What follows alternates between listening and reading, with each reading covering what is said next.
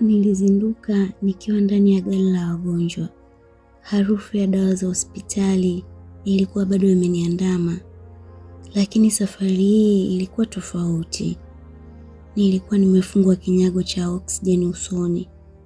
Nje ya gari, ving'ora vya polisi vilikuwa vikipasua utulivu wa usiku wa Dar es Salaam. Nilijaribu kukumbuka picha ya mwisho niliyoiona kule kwenye jumba la Manzi. Yule mwanamke aliyekuwa amesimama dirishani. Je, alikuwa Linda? Imetokeaje mgonjwa aliyekuwa kwenye mashine kwa miaka 5 asimame na kutabasamu katikati ya mwisho wa gesi? Zura, tulia. Unapumua gesi ya ulevi. Unahitaji kupumzika. Tuko njiani kuelekea hospitali ya taifa Muhimbili. Yule mwanamke hakuwa kitandani, nilimuona. Daktari alinitazama kwa huruma, akizani akili yangu imevurugika. Lakini mimi nilijua nilichokiona. Tulipofika hospitalini, niliwekwa kwenye wodi ya uangalizi maalum. Polisi 2 walikuwa wamesimama mlangoni kunituliza. Baada ya saa kadhaa, ofisa mmoja mwandamizi wa jeshi la polisi, Kamishna Makale, aliingia ndani. Zura, pole sana kwa yaliyokusibu. Tumefanikiwa kuwakamata Oscar na Salma. Lian amekimbizwa chumba cha upasuaji. Hali yake ni mbaya, lakini kuna kitu kimoja kinatuchanganya. Ni nini, Kamishna? Je, mmemtoa Linda kule chini? Ndiyo, timu ya uokoaji iliingia kule basement. Lakini kitanda kilikuwa kitupu. Mashine zilikuwa bado zinapiga kelele. Mipira ya oxygen ilikuwa imekatwa. Lakini Linda hakuwepo. Hakuna alama ya mtu yoyote aliyetoka nje ya nyumba ile baada ya ninyi kutolewa. Ni kama ameyeyuka hewani. Moyo wangu uliruka. Kama Linda hakuwepo kitandani na Salma na Oscar walikuwa chini ya ulinzi, ni nani aliyenisaidia na kile kidhibiti? Kamishna alitoka nje kupokea simu. Akaniacha peke yangu kwa muda. Chumba kilikuwa na kimya cha kutisha. Mara nilisikia sauti ya kicheko kidogo. Sauti nyororo iliyotokea kwenye kona ya giza ya chumba changu. Zura, pacha wangu wa roho. Je, unadhani mchezo umeisha? Niliganda. Kutoka kwenye giza la kona ya chumba, mwanamke alitokea. Alikuwa amevaa sare za nesi, lakini alikuwa na miwani mikubwa na barakoa iliyofunika nusu ya uso wake. Alisogea karibu na kitanda changu. Alivua barakoa ile. Nilishindwa kupiga kelele.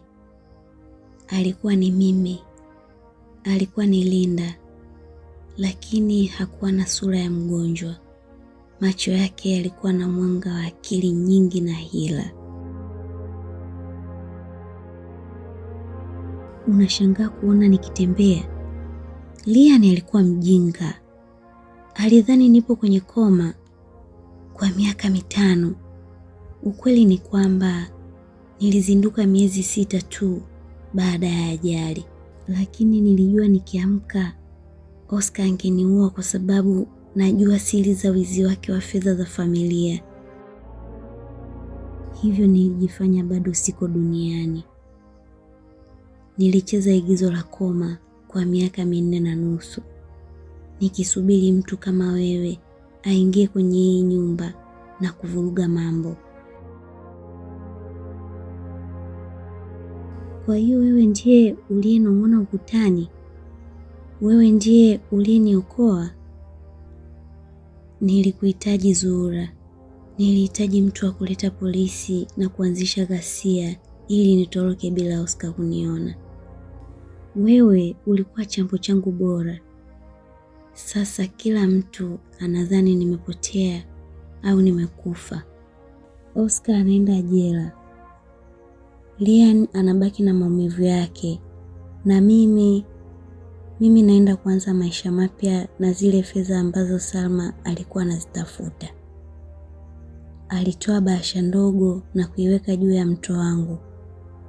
Ndani ya hii bahasha kuna ushahidi utakaokuweka huru na kukupa utajiri wa kutosha kwa ajili ya maisha yako yote. Fanya uamuzi sahihi, pacha wangu. Usiseme umeniona. Ukisema, kumbuka mimi ni mfu anayetembea na wafu hawana cha kupoteza. Alivaa barakoa yake tena na kutoka nje ya chumba kabla ya nesi mwingine hajaingia. Nilikaa pale nikitetemeka. Linda hakuwa muhanga. Alikuwa ndiye director wa mchezo huu wote. Alinitumia mimi kama kioo chake cha kudanganya dunia. Nilifungua ile bahasha. Ndani yake kulikuwa na picha ya Oscar akifanya biashara haramu na ufunguo wa sanduku la amana katika benki moja maarufu nchini. Lakini pia kulikuwa na karatasi ndogo yenye maandishi ya haraka. Ryan ya kusababisha ajali ile Zura. Mimi ndiye nilikata breki za gari usiku ule ili tushanganyikiwe na nipotee. Lakini mpango ulienda vibaya. Linda sio malaika unayemfikiria. Pumzi ilinizunguka. Kama Linda alijaribu kujiua na kumuua Ryan usiku ule, basi mimi nimekuwa nikimsaidia mhalifu kutoroka. Karatasi ile ndogo niliyoikuta kwenye bahasha ilikuwa kama mwiba moyoni. Mimi ndiye niliyekata breki. Maneno ya Linda yalinifanya nitambue kuwa nilikuwa nimeingia kwenye mtego wa shetani aliyevaa sura ya malaika. Linda hakuwa mgonjwa aliyekuwa akihitaji msaada. Alikuwa ni mcheza kamari wa maisha ya watu. Siku iliyofuata nilitoroka hospitalini. Nilijua polisi wangenizuia kwa usalama wangu. Lakini sikuwa na amani. Nilihitaji kujua ukweli kuhusu usiku ule wa ajali, miaka 5 iliyopita.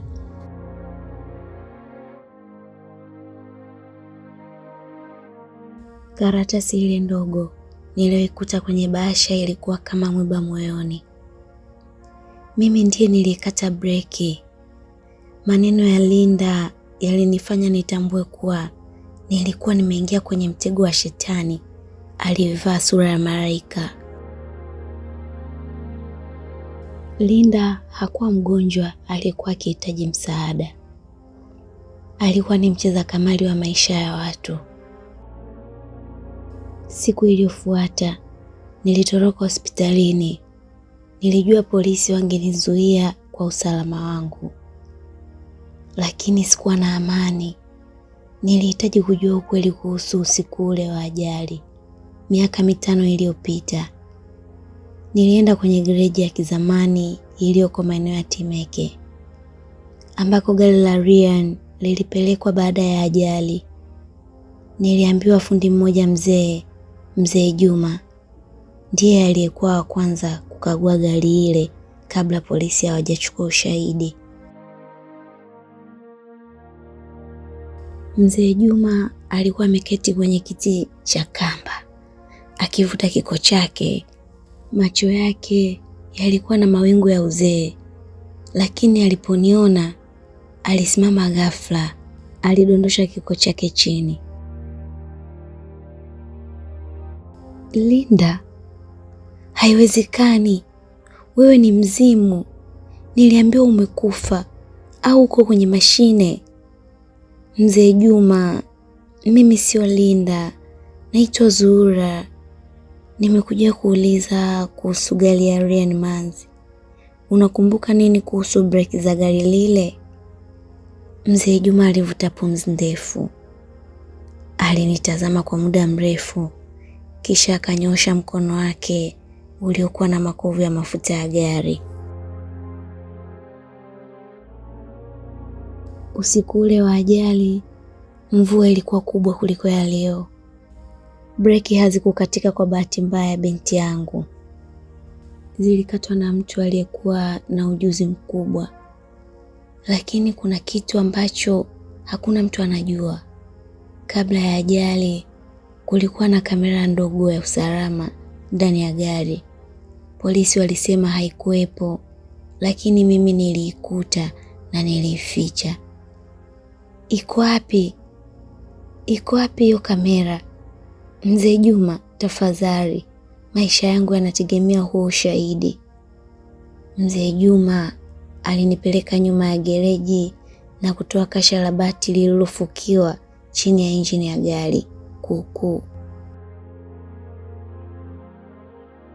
Ndani yake kulikuwa na memory card ndogo. Nilienda kwenye chumba cha mtandao cha karibu. Moyo wangu ulikuwa unadunda kwa nguvu. Niliingiza kadi ile kwenye kompyuta. Video ilianza kucheza.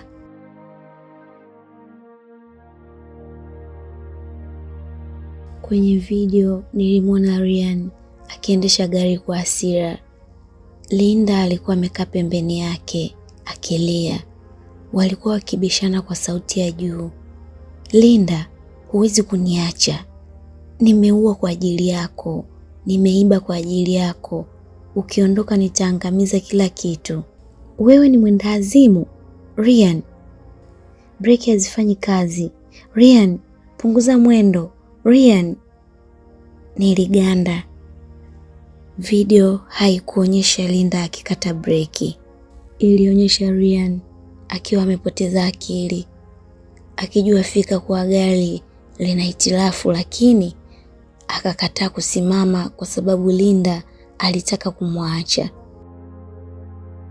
Lakini kisha kitu cha ajabu kikatokea kwenye video. Baada ya ajali, mlango wa upande wa Linda ulifunguka.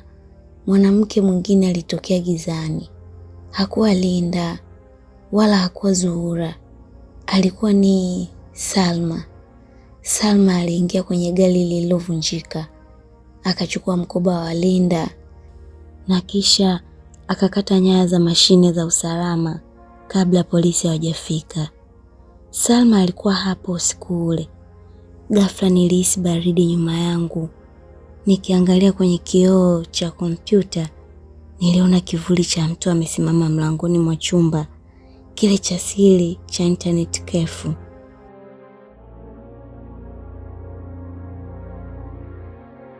Ghafla nilihisi baridi nyuma yangu.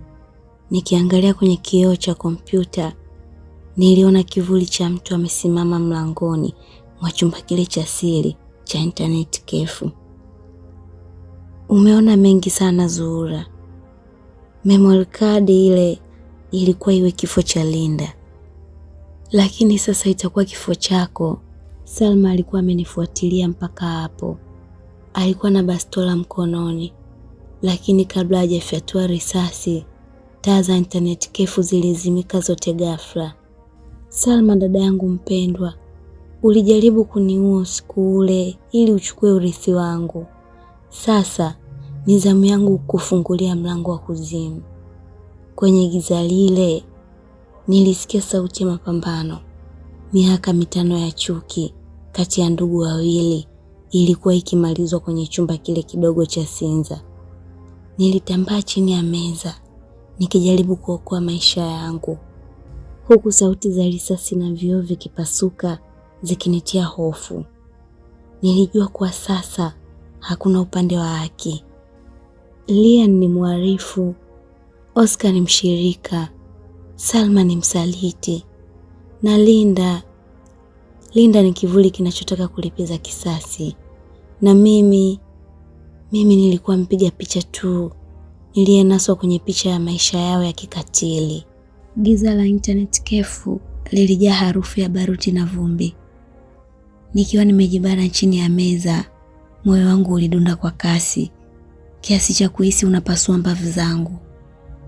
Mapambano yale ya kimya kimya kati ya Salma na kile kilichoonekana kama kivuli cha Linda yalikuwa ni zaidi ya vita ya kibinadamu.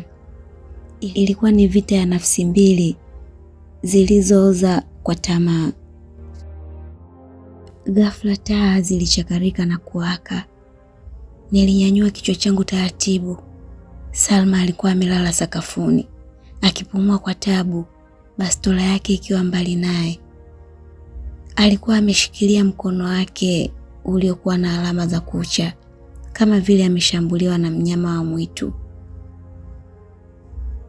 Linda, au mwanamke aliyekuwa amefanana na mimi, alikuwa amesimama mbele yake akiwa ameshika ile memory card.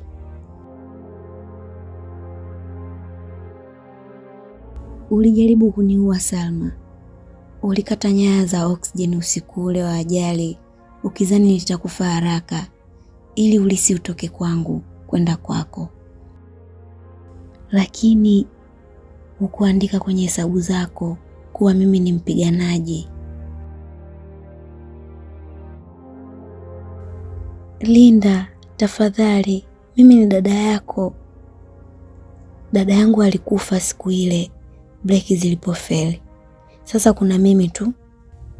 Linda aligeuka na kunitazama mimi. Kwa mara ya kwanza niliweza kuona sura yake kwa ukaribu bila barakoa. Licha ya kufanana kwetu, kulikuwa na giza machoni pake ambalo mimi nisingeweza kuwa nalo. Alinitupia ule ufunguo wa sanduku la benki niliouona awali. Zura, chukua ufunguo huu. Nenda kwenye benki. Chukua kila kitu kilichomo. Ni mali yako sasa. Mimi siwezi kuonekana tena duniani.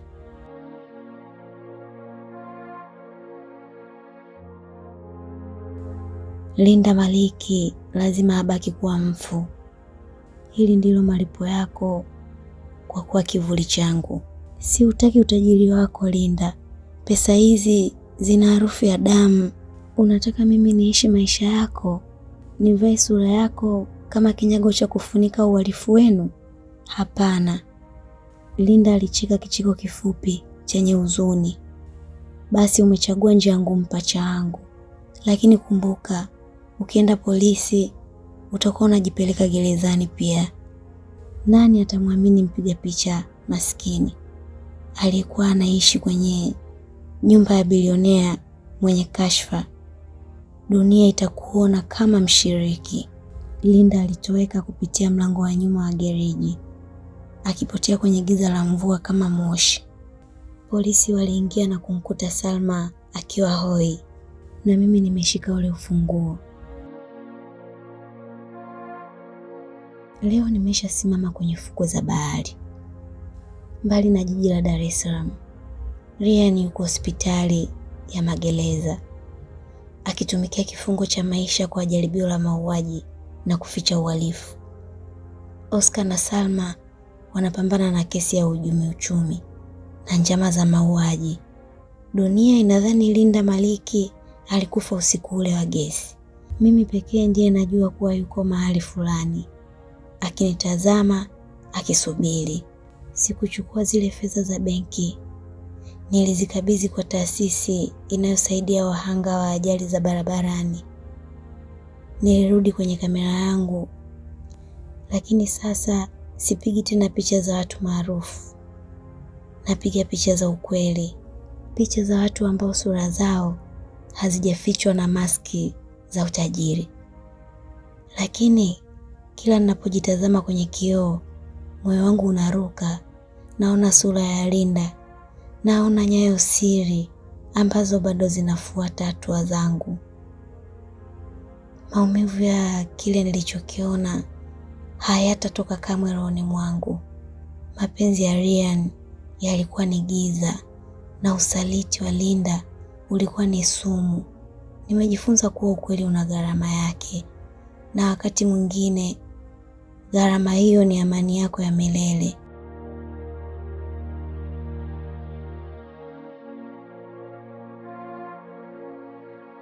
Hii ndiyo picha yangu ya mwisho, picha ya mwanamke aliyepotea kwenye kivuli cha agano la watu wengine na kuishia kujipata yeye mwenyewe. Jina langu ni Zura, na hii ilikuwa simulizi ya Nyayo za Siri.